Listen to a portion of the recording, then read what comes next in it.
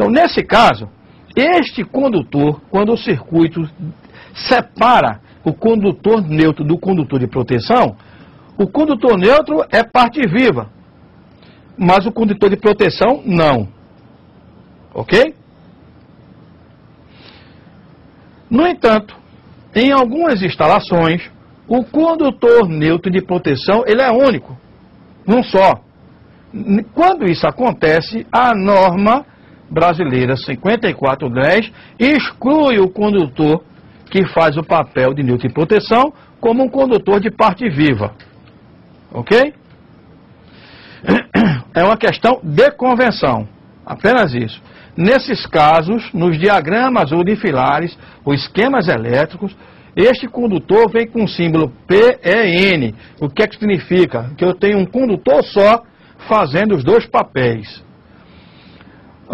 As indústrias, atualmente, até em função da norma nova e as novas instalações comerciais, não vem mais adotando essa sistemática de juntar os dois condutores num só, porque a norma estabelece uma série de restrições que torna isso, inclusive hoje em dia, com os novos equipamentos eletrônicos, muito perigoso de você ter um condutor desse único fazendo os dois papéis. A recomendação é separá-los. Ter o condutor de proteção independente do condutor neutro. Quando nós formos falar numa próxima aula sobre choque elétrico e sobre dispositivo DR, eu volto a este tema. E aí nós vamos mostrar por que, em muitos casos, não se deve, ou na maioria das vezes, se ligar aterramentos de equipamentos no neutro da instalação. Por enquanto, fica só esse alerta. Recapitulando, a definição de parte viva.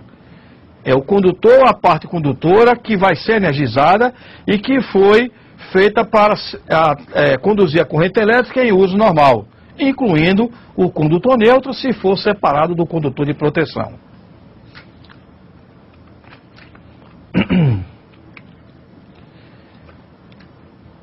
Pessoa advertida.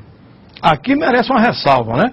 Quando se fala em pessoa advertida, pelo menos na minha época, quando era empregado de empresa, da concessionária, significava que alguém ia ser chamado a atenção pelo gerente. Então, quando eu vi esse termo pela primeira vez, a gente tem um certo sobressalto. Em termos de proteção contra choque elétrico, ou de NR10, o significado é completamente diferente, né? No caso, essa definição é da NBR 5410. Pessoa advertida.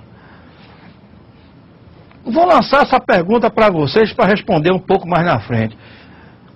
Considerando que pessoa advertida não é aquela que é chamada a atenção pelo gerente, pensando em termos de proteção contra choque elétrico, o que seria um trabalhador advertido?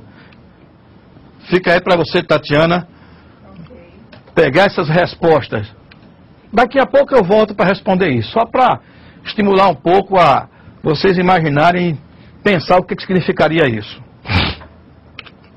Enquanto vocês pensam, eu vou falar um pouco agora sobre quadro de distribuição. Qual a definição básica de quadro de distribuição? O termo já está dizendo, quadro de distribuição. Entretanto,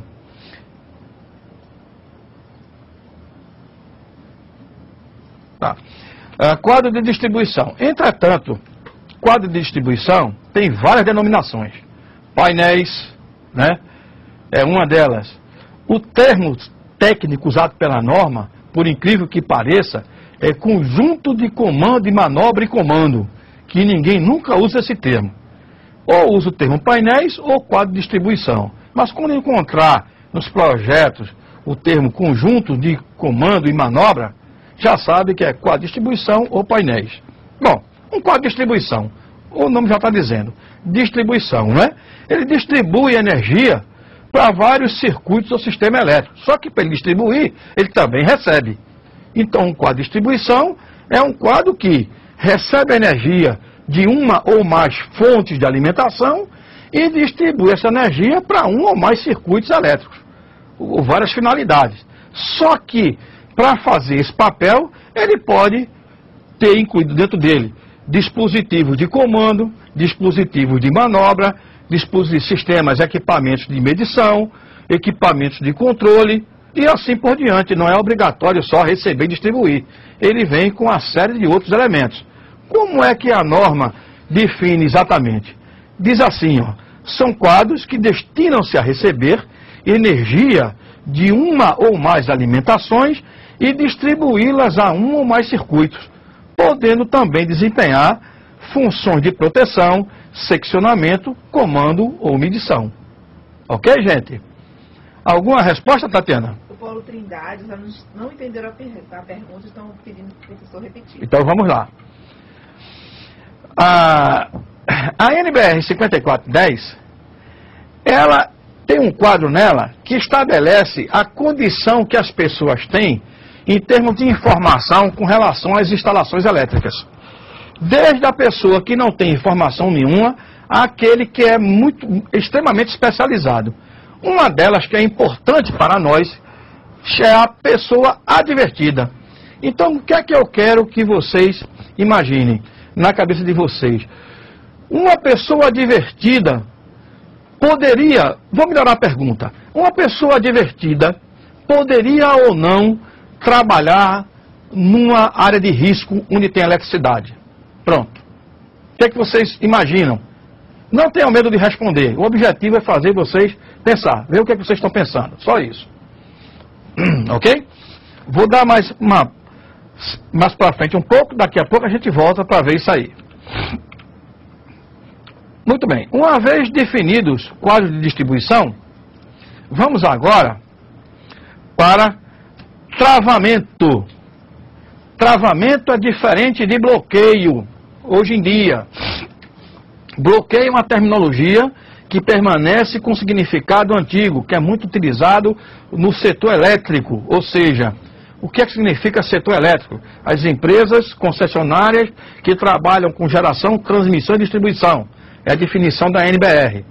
Bloqueio é usado por essas empresas porque lá tem alguns equipamentos chamados religadores que você, quando vai intervir no circuito com ele energizado, o operador da subestação ou a central de operação aciona o bloqueio desse equipamento. O que é que significa isso?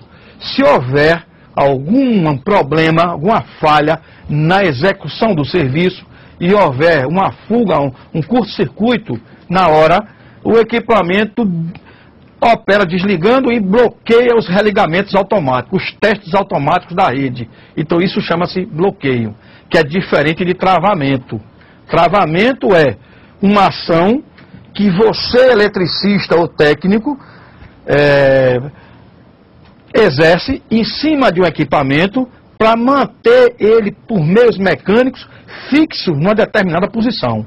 Ou seja, se você está intervindo numa rede, num sistema elétrico, e tem ali um disjuntor, e você abriu o disjuntor, né? Interrompeu o sistema, abriu o disjuntor, travar o disjuntor significa você, por algum meio mecânico, impedir que qualquer um faça o religamento do disjuntor sem a sua autorização. Então isso é travar.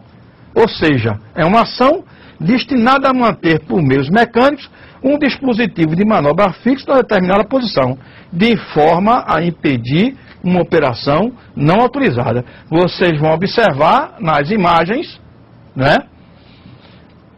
que nós temos aqui um disjuntor de última geração, de média tensão, ou seja, na faixa de 4.400 volts, esse aqui 4.200, onde você vê aqui, olha, dois cadeados.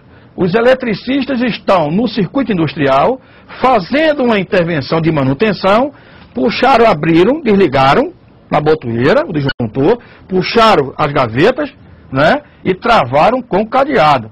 E colocaram aqui um cartãozinho perigo, não opere o equipamento, fulano de tal. Então ninguém aí está autorizado a mexer nesse equipamento, só quem colocou os cadeados aí. Então isso significa travar o equipamento.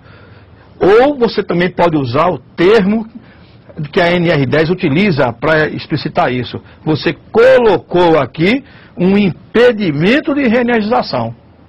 que no caso foi um travamento. Voltando à pergunta anterior, com pessoa advertida. Alguma resposta, Tatiana? O Paulo Trindade, o aluno Arinaldo, ele pergunta se a pessoa pode trabalhar se for advertida. Vamos responder isso. Eu perguntei isso para ele, né? Vamos responder. A NBR 5410 diz que pessoa advertida é aquela pessoa que está suficientemente informada ou